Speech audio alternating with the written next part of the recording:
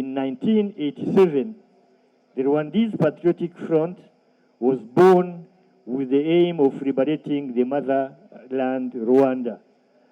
I think many of you remember that this movement was born here in the city of Kampala. I know many of you remember that. On October 1st, 1990, a war of liberation was launched against the Habyarimana regime and was fought for 4 years. Unfortunately, instead of focusing in fighting the Rwandese Patriotic Army, which had attacked, the regime in Kigali put in motion a plan to exterminate all Tutsis inside the country, pretending that they were a fifth column for RPF. Ibyitso. In Kinyarwanda, when they say Ibyitso, those are people inside who are supporting the enemy. So that's how they were called. In reality, this was an execution of their final solution, the genocide against the Tutsi. The above-mentioned final solution was concretized from the 7th of April, when the plane carrying President Habyarimana crashed, killing all passengers. Immediately after the death of Habyarimana, killings of all Tutsis and those who dared to protect them, including opposition politicians who were against the extermination of the Tutsi, started. The RPA was the Rwandese Patriotic Army, which had accepted a ceasefire with Habyarimana's government and was participating in peace talks in Arusha. Tanzania decided to launch a campaign to stop the genocide. Orders were issued by our current president, His Excellency Paul Kagame, who was by then the overall commander of RPA. He ordered RPA troops to move quickly and stop the carnage which had been spread all over the country. On July 4th, 1994, 31 years ago, the RPA forces captured Kigali, the capital city of Rwanda. The ex-FAR, those are the ex-forces, Forces Armées Rwandaises, and the so-called interim government led by Dr. Theodore Sindikubwabo, which was orchestrating the genocide, fled towards the northern part of the country and ultimately crossed to Zaire, now DRC. By mid-July 1994, the RPA had managed to pursue and defeat the ex-FAR across the country. And on the 19th of July, a government of national unity was sworn in. It included all political parties in the country except the MRND, which was the party of the regime in place, and its ideologically affiliated CDR that had planned and executed the genocide against the Tutsi. The first priority of this government was to restore peace and security on the whole territory, cater for survivors who had lost hope of living again, prosecuting the perpetrators who were now exceeding 100,000 in prisons, but also embarked on the challenging task of recovering the economy of a state which was on the verge of collapsing. More to that huge mission, that government of national unity had also that government of national unity had to also find appropriate ways of reconciling our people and the society which had been torn apart by the war.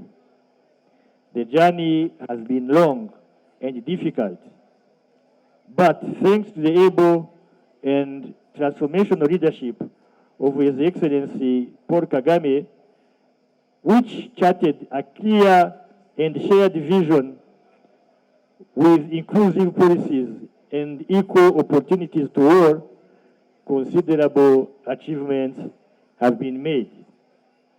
Let me just go through very few of those achievements. Rwanda has achieved substantial socio-economic progress, which with robust and stable economic growth, which has led to significant gains in terms of poverty reduction and development of technology and infrastructure. Available indicators give positive signals towards the achievement of our Vision 2050. For example, Rwandans are living longer and healthier now, with the life expectancy at birth of 69.6 as of the census of 2022, opposed to 46.4 in 1978. That have access to improved drinking water have risen to 82.3%, and 89% of children aged between 6 and 11 years are currently attending school. During this journey, our government has also made considerable contribution towards the maintenance of peace globally. Currently, Rwanda is the second largest contributor to UN peacekeeping operations with 5,891 personnel, military and police. We also have bilateral engagements with Mozambique and Central African Republic, where we have deployed our military and police totaling to around 7,000. Distinguished guests, we did not walk this long journey alone. We have had a valuable support of many partners, including Uganda. This was mentioned, thank you. This was mentioned by His Excellency President Paul Kagame during the 30th commemoration of the genocide against the Tutsi, that was last year.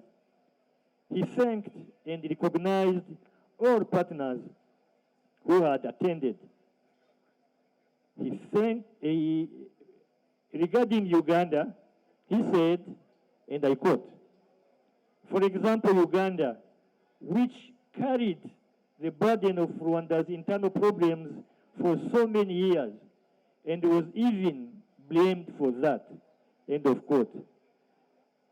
Our guest of honor, we really thank Uganda and the people of Uganda for being with us and supporting us during this journey. Regarding our bilateral relations between our two neighboring countries and our people predate our independence era. Going back to the pre-colonial times, kingdoms at the time entertained good relations.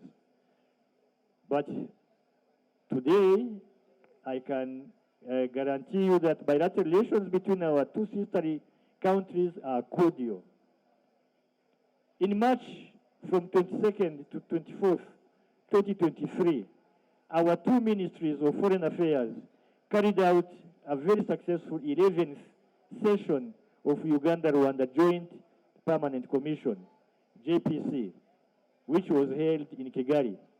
During the 11th JPC, our two ministers exchanged views on existing memoranda of understanding, MOUs, and discussed strategic areas of cooperation, including bilateral relations, infrastructure, and cross-border trade for the mutual benefit of the two countries.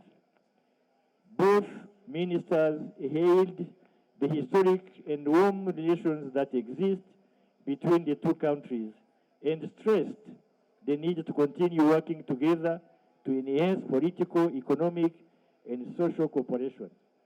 In order to strengthen the state of bilateral relations between the two countries, the two ministers witnessed the negotiations and signing of memoranda of understanding in the following areas: diplomatic and political consultation, migration, justice, justice and constitutionalism, and mutual legal and assistance in criminal matters.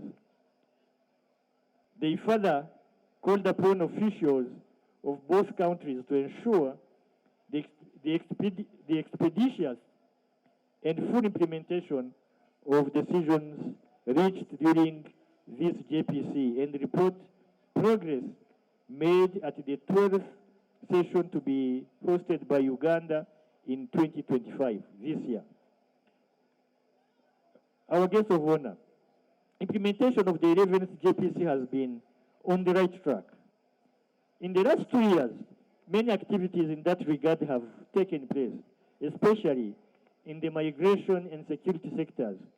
Indeed, since the last Liberation Day celebration in 2024, a number of bilateral engagements took place. I'm happy to see the head of migration here because they are the people who have really made very good progress. Let me give you some examples. The UPDF Chief of Defense Force, General Muhoozi Kainerugaba, visited Rwanda twice, while his counterpart, the RDF CDS, General Muganga, also visited Uganda 2 times. 5 proximity commanders meetings have been conducted since the last JPC, both in Rwanda and Uganda bordering cities. The proximity commanders are those divisions deployed across the border. So they have met 5 times.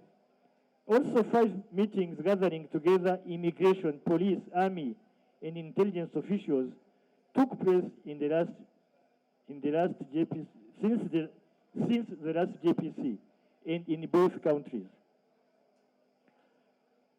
On the 19th June 2025, a high-level bilateral meeting took place at the bordering town of Nyagatare in Rwanda.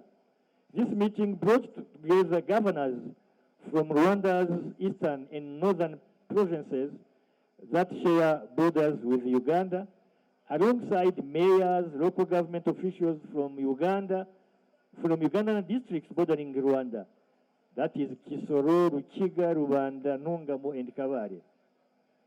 The High Commission reiterates its appreciation and gratitude to the government of Rwanda for good cooperation and facilitation they provide to us in the conduct of our diplomatic functions. May I have your attention? I'm concluding soon. Please, so on a distinguished guest, I can't conclude my remarks without inviting you all to visit Rwanda. You have seen Visit Rwanda in this compound, many indicators. Our national carrier, Rwanda Air, has at least 3 flights daily from Entebbe to Kigali, and this is a 45-minute flight. I think you have seen the plane here. It is there. It's almost taking off. So please, we therefore encourage our Ugandan sisters and brothers, together with foreigners living here, to take advantage of this geographical proximity and experience several touristic attractions of our country. Rwanda's policies include creation of quality tourism and also a destination for meetings and conferences. We do promote MICE, meaning meetings, incentives, conferences, and exhibitions. I take this opportunity to thank, as I'm concluding, I take this opportunity to thank the staff of the Rwanda High Commission in Kampala for the good work towards the success of this event. I also thank Mestil Hotel for the good service and support. Thank you, Pastor Bugingo, for the opening prayer troop. After the speeches, we don't leave here because we have another band from Kigali, Miri's band. I'm sure, I can guarantee you and assure you, you won't be bored. A round of applause. Last but not least,